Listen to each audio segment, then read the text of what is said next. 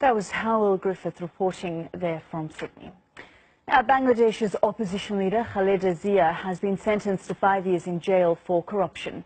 Mrs. Zia denied all charges and said the trial was politically motivated.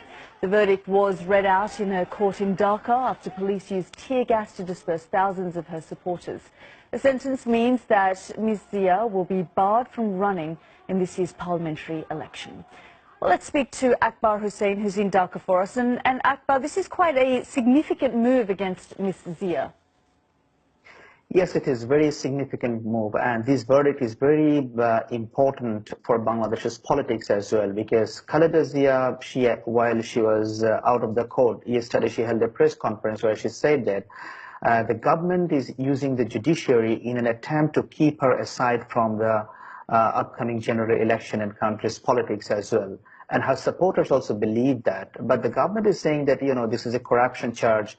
When Khaleda Zia became the prime minister in Bangladesh in 1991, then she received some donations from Kuwait organization, which is amounting to $1.2 million at that time.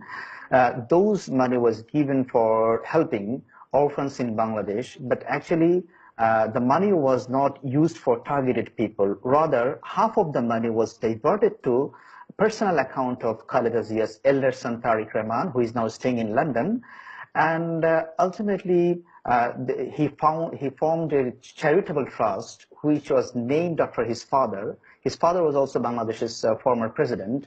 So what the court says, the way money was being handled, it was not properly used, and being the prime minister of Khaleda Zia, as she received the fund in the name of helping orphans, it was not used for the targeted people. That's why Khaleda Zia, she cannot avoid the responsibility.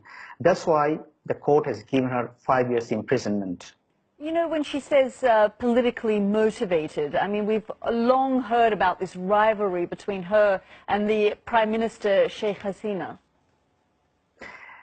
Certainly, because, Khaleda Zia's party, Bangladesh Nationalist Party, is one of the major political parties in Bangladesh. And this BNP, Khaleda Zia's party, they can challenge the ruling Awami League led by Sheikh Hasina. And both Khaleda Zia's party and Sheikh Hasina's party, they have a long history of enmity and political rivalry.